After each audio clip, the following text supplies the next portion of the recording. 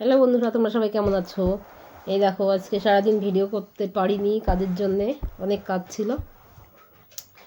তো আজকে সন্ধ্যার টিফিনটা ওইদিকে আমাদের মাল ধরতে হয়, মাল ধরতে গেলে তখন আমার সন্ধ্যাবেলা খাওয়া দাওয়া কিছু হয় না। সন্ধ্যাবেলা ঘুগনি বানিয়েছিলাম, ঘুগনিটা খাবো বলে।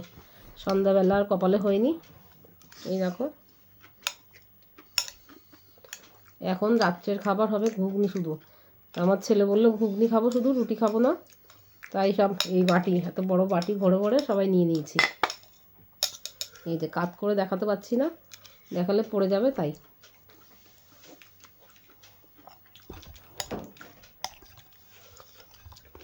বাইরে ঘুগনি টুগনি খাই না। বাইরের বেশি জিনিস আমি খাই না, যা খাই ঘরেই খাই।